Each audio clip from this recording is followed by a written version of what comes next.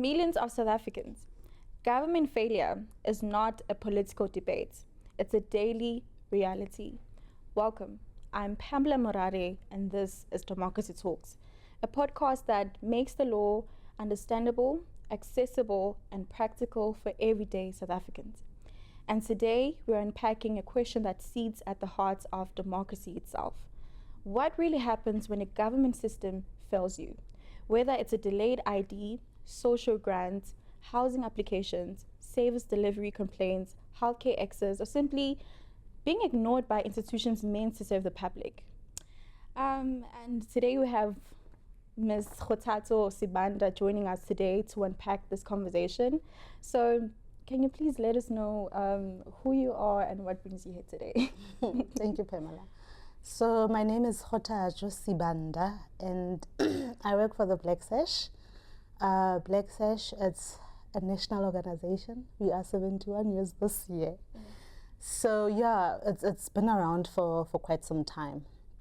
And I manage the helpline. So mostly what we do on a day-to-day basis, we receive calls from people across South Africa who are struggling to access services, who wants assistance, whether be it information regarding their social grant or just information on labor-related issue. We really don't choose. So we take everything that comes into our office. And today, which is the 2nd of June, we are actually launching also our AI assistant bot, which will be available in all official languages so that people can have access to reliable information 24/7. What rights people actually have, when systems fails them, why this breakdown happens so often, and also what practical steps citizens should take when these institutions ignore them, or leave them out of the system. And also, where can people seek help and support? And how can young people become more informed and active participants in democracy, That's such a big question. Okay, yeah. Fine. First, I think you said, what do they do when systems fails? Yes. I think, one, it will depend where the system is failing. For example, if it's access to social grants and you're not getting the assistance that you would require, right?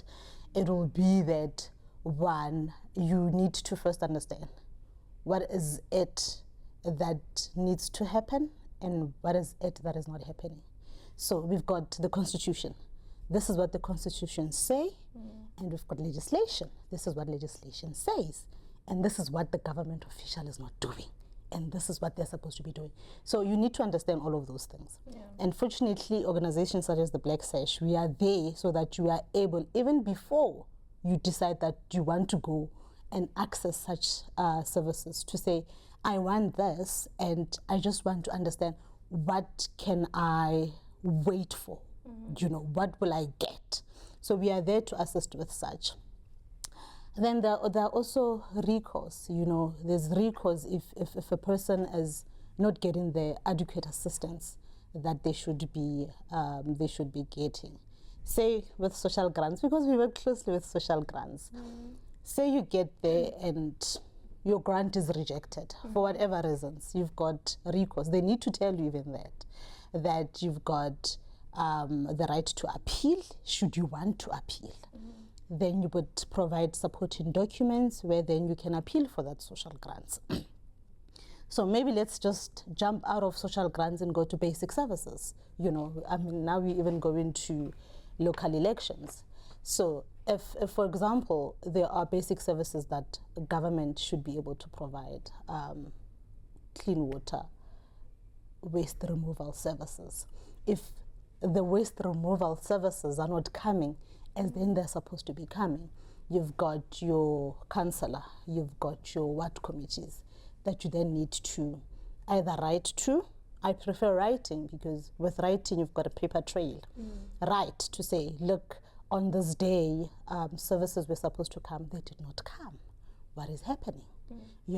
And also when you write, you give them adequate time to respond. Once they respond and you feel that, look, this answer is not satisfactory, you've got the right to go back to that person to say, okay, fine, look, I'm not happy with you, respond. And based on my rights, I am going to escalate. We've got Chapter 9 institutes that are there for people to escalate cases to. We also have civil society, in different forms. The Black Sash, pro bono officers, SERI, Section 27, that work with a wide range of issues that you can also escalate to. And they're also able to tell you that, look, do you have grounds to success or you don't have grounds to success? And tell you what remedies would be applicable for you in that particular scenarios. So there are channels where people could follow so that they could get recourse. And we really do advise and advocate that people first exhaust all their channels, because these people are there to serve them and to service them.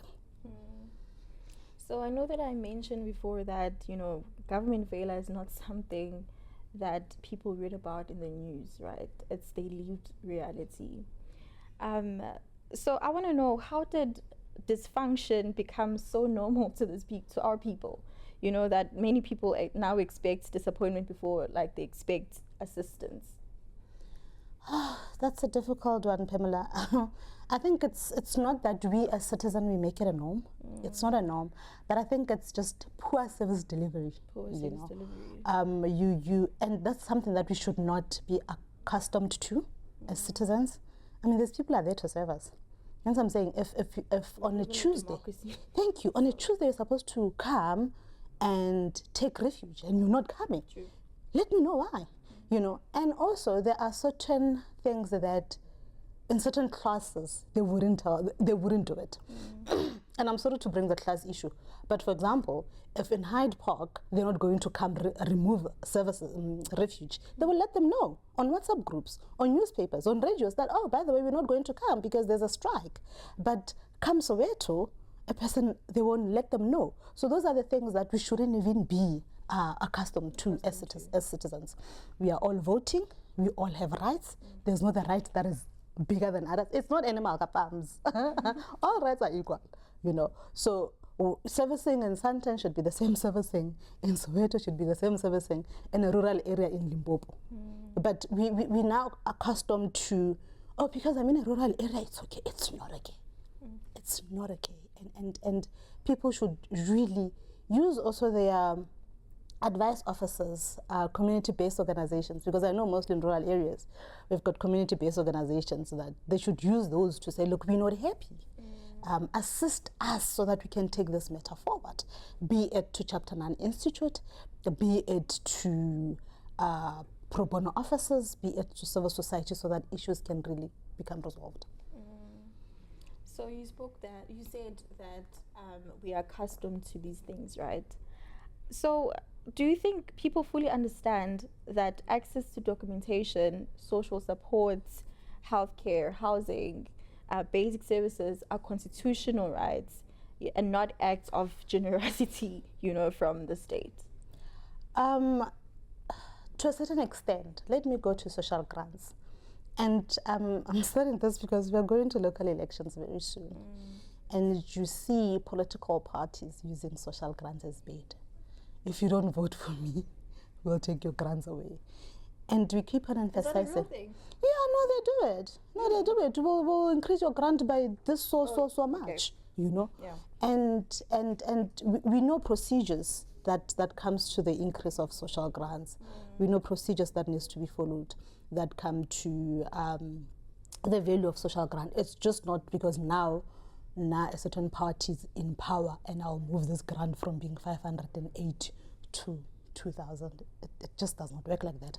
But people use that as bait, And also, I think another thing that we are in a space of is fake news. It's AI, And I think our communities still need to be educated on AI because they can't differentiate between real news and fake news. And AI, AI takes Khotato when Khotato is saying something else. So that's just the sad part of the reality. But to a certain extent, people do know that it's constitutional right. Some don't know. What we see on our helpline is that people in urban areas are able to enforce their rights. They're able to call and say, I went to a SASA office, this is what happened. What do I need to do? And when you advise them, they're able to go back to that SASA office and say, but then this is not supposed to be the case. Whereas people in rural areas, they want access to information. They might not even know that there are organizations such as Black Sash that are available to assist them. So you find that a person is, let's move to housing, has made an application for a house and they're not getting the house, and they're just sitting there to say, I'm not getting the house, instead of following up to say, what are the reasons why I'm not getting the house? Because I've applied so and so and so, all of those things that they need to be providing. So to a certain extent, people do know, some they don't know. So I'm guessing there's a lot of segregation. Not guessing, there is segregation, right? Even technology. Even technology. Yeah. So what do you think how do we then close the gap? Look, it's a difficult one and it's a long one. But one, I think what we always advocate for is that we can't leave people behind. True. When we are moving to this beautiful systems where they are powered by AI, we need to also think of the people in deep rural area Malamulela about connectivity issues. When I go home in Limpopo, they will tell you, CLC doesn't work here, only Vodacom works. Then here in Gauteng, every other network connects. So we need services in rural areas. We need to be people to be connected. I can also make an example that back in Davidton, in Etwatwa, you will see kids outside a clinic. And when you ask, what are they doing? They're connecting to free Wi-Fi. But then that does not happen in Limpopo. There's not even free Wi-Fi where people can just go and connect their smartphones. Yet systems are moving to smartphones. So where are they supposed to be connecting? So we can't be leaving people behind. If certain services are happening in Gauteng or in urban areas, Western Cape, they should be happening also in rural areas.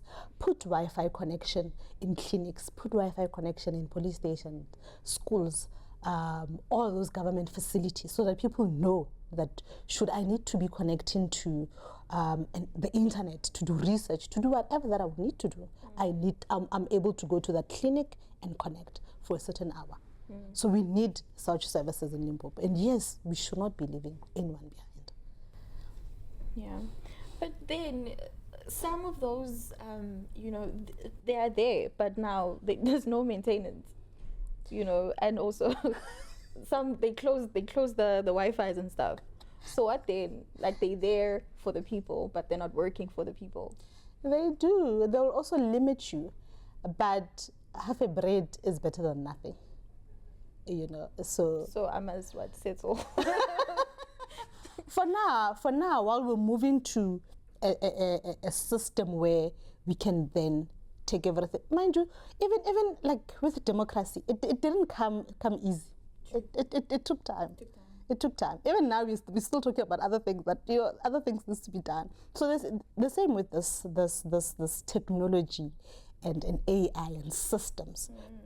Also there's also that comfortability around also using the systems, because it's not only about connectivity. I've seen with most of our clients, when you say, but you've got WhatsApp, you can use this bot. And they're like, wait a minute, that bot is only available in English. Yeah. And then what? So we need bots to be available in all official languages. We need systems to be available in official languages so that people can have access to it.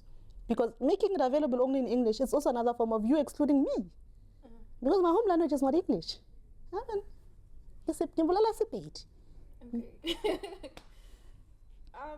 Okay, I'll get back to that.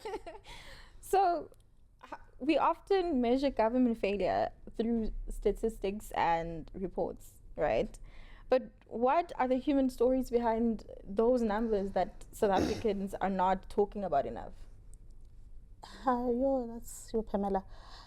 One, let's talk about social grants, right? And I'll keep going back to social grants because I work so much with people on the social grant system. Let's talk about failure by the institution to pay money timelessly into the bank account. So a scenario, this is what happens. I know as Khotato that I receive money for 3 of my children, right? And I know that on the 4th of June, I'm going to be receiving my child support grant. Then what happens? Already I don't have money, by the way, because you also know, we even as middle class people, come month end, we are already waiting for the 25, you know.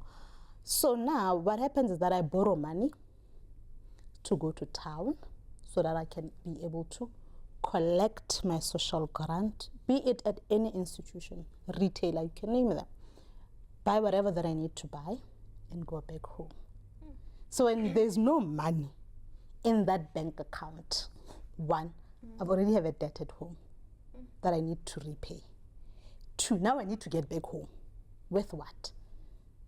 Right. Do I now borrow? And I'm in town from who? Right? That I need to get back home to. And now when I get home, I need to now say to my kids, oh, by the way, I did not receive my money today. While a kid next door was able to receive their money. So failure by government to adequately communicate with people. I mean, let me know that, oh, by the way, you are missing a document A and B, you won't receive your money. Or you are under review, you won't receive your money. Don't just cut my grant. You know, don't just cut my grant. Let me know so that I'm able to then react and do what is needed from me. And yes, there are people where you'd find that the agency SASSA communicates and they don't adhere to what is needed. Those are different scenarios. I'm talking here about a person who there was no communication at all. So those are the real implications of failures by government systems. I don't even want to talk about healthcare, because there we also know. You know, there we know. You get to the clinic, one, you will have to queue from 4 a.m. while the clinic opens at 8. And after opening at 8, we know what happens in those clinics. You know, it's not like they open at 8 and they start working. You know, they open at 8 and start doing whatever that they need to do and only start working at 9. I was queuing there from 4 a.m. And sometimes they even return home at 4 p.m. Those are, you are failing. You know, that's when government really impacts negatively on human. Because if I'm queuing there from 4 a.m. to 4 p.m., that's my whole day. And only sometimes to get a Panado. Or there's not enough medication. Or there's not enough medication. You don't have this or that. You don't have this or that. You know? Or they give you, we call it a piece of paper with a concoction that you can go Really? get. You know, they do cough syrups. They give you a piece of paper. That, no, this is a cough syrup mixture. We can go home and go mix.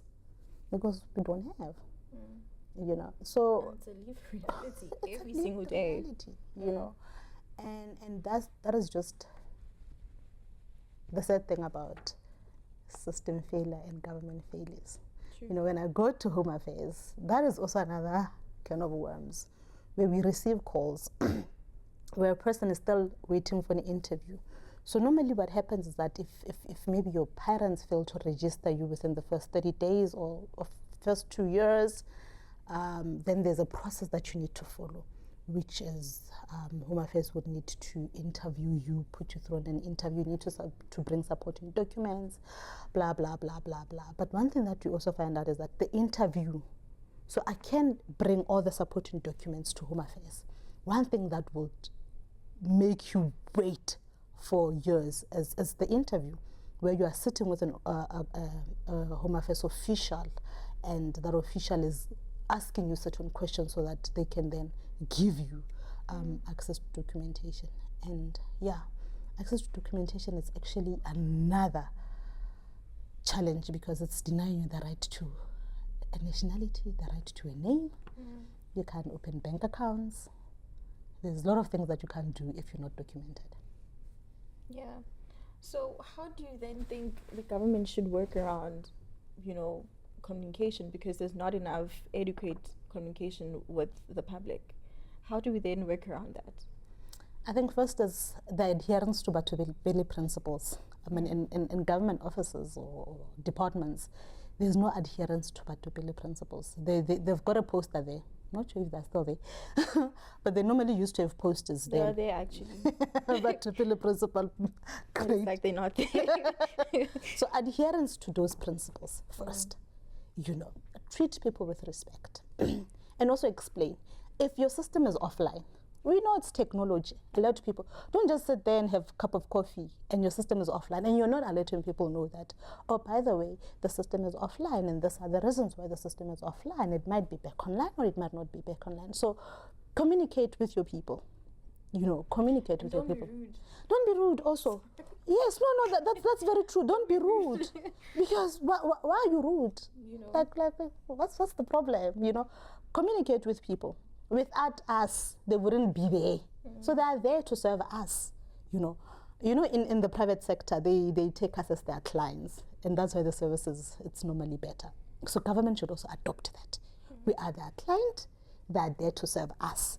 If I don't need an ID and Pamela, you don't need an ID, then Home Affairs we wouldn't be needing services from Home Affairs. So they are there to serve us, and they should serve us with respect and adequately so. So what then are the biggest mistakes that citizens make when trying to challenge institutions or demand better service? One, it's not to have paper trail. Two is to actually be like them. Earlier we spoke about rude officials, and then you also response back being rude. That most of the time does not take them anyway. So, but Batubili principles.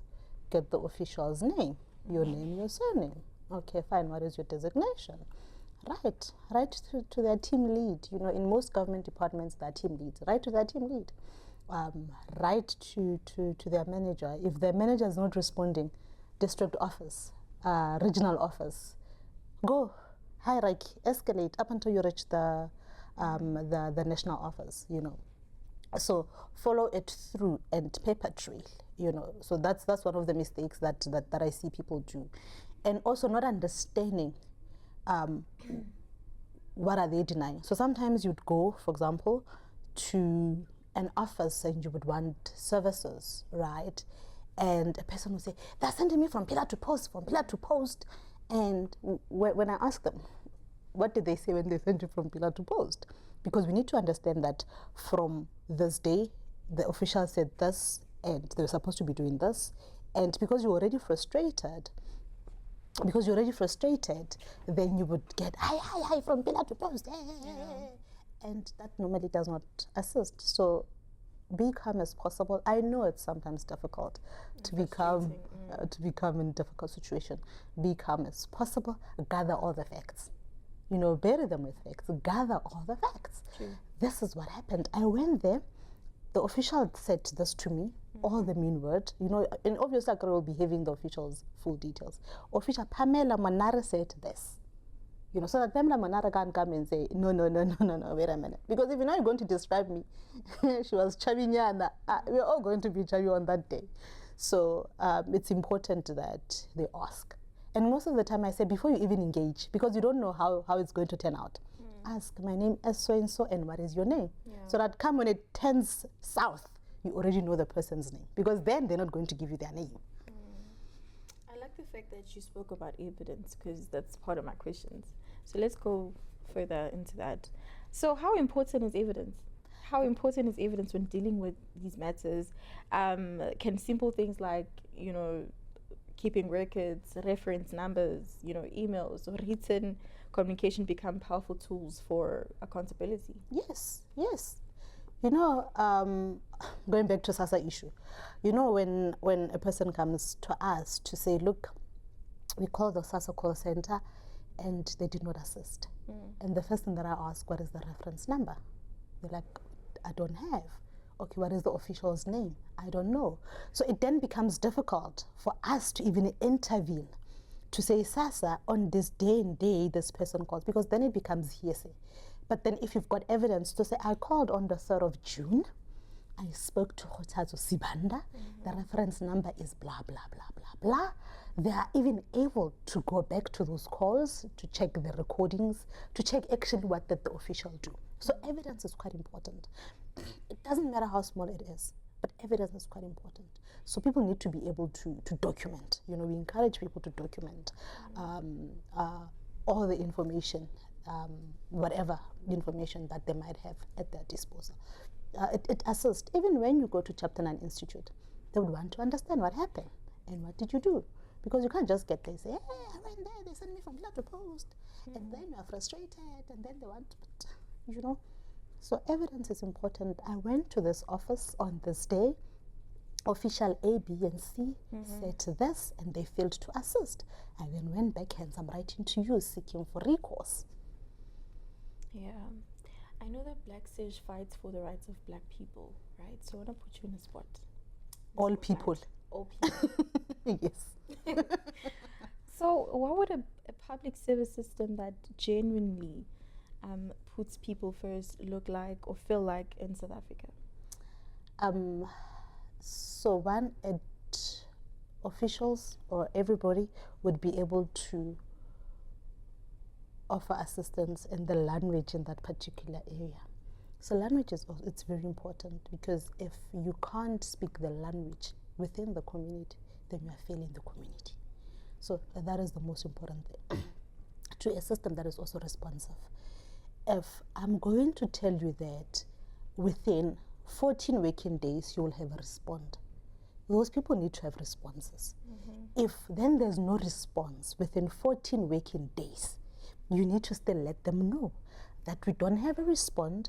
There are delays. We will communicate with you within further 2 working days, you know. So we need a system or government systems that are responsive. If applying for an ID takes 14 days, I think it is 14 days, I stand to be corrected. They say we'll receive it within 2 weeks. If I'm not receiving it within 2 weeks, I need to get some sort of something, you know, to notify me that you're not getting it within 2 weeks because there's a machine that is broken in Pretoria. But so that's an ideal all government systems. Communicate with your clients, let them know what is happening, let them know what they should be, what they're expected to do, and what you are in return expected to do. I'll even take it back to the SRD grant. You know, they've got, once you have been declined, you've got 90 days to appeal. But then we see appeals that are pending, even post 90 days, you know, post 4 months, you know, and people are not being notified. Why don't you have your appeal outcome when you were supposed to be having it? You know, so right to administrative justice. Let me know. Okay. So Pill Night is coming to South Africa. All right. Are you excited? What are your thoughts around that? What are your expectations? And yeah, please share that with us. Conversations on real issues on the ground.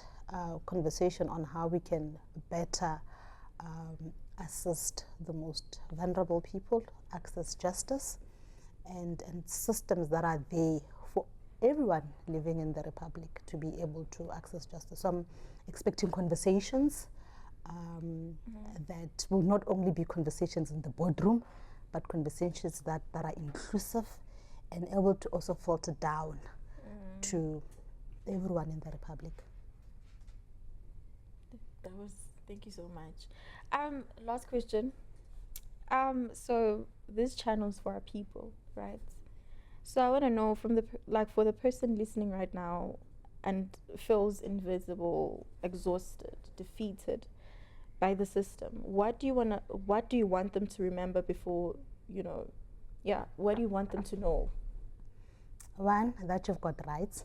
You've got rights, and those rights are in the Constitution and you should be able to enforce those rights.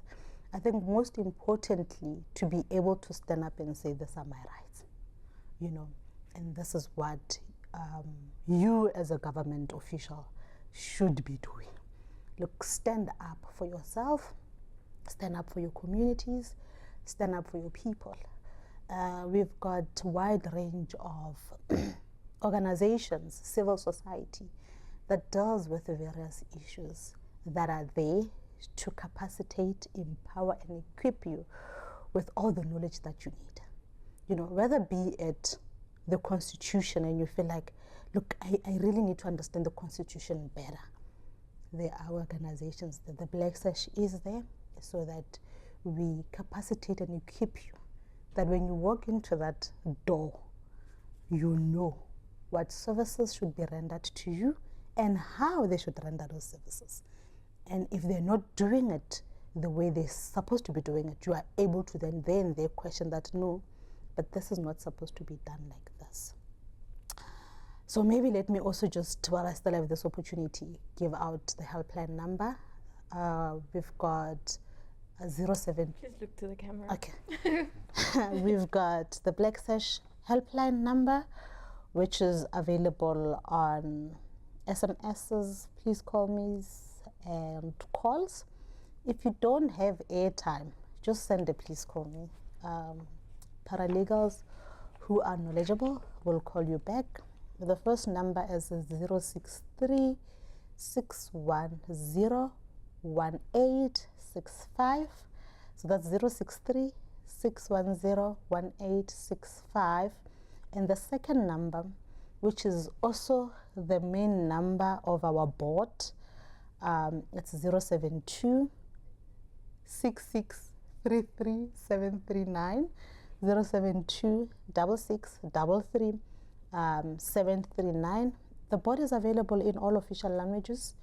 You are able to send a voice note in the language of your choice. You are able to type in the language of your choice, and it will be able to respond back to you. We are also available on emails at help@blacksash.org.za to assist everyone. Well, there you have it, ladies and gentlemen. I don't know about you, but I was very empowered by this conversation. Know your rights, fight, stand up for yourself and for the people around you, and also do your research. Know what's out there and what will work for you if the system fails you. And yeah, with that said, we'll see you next week.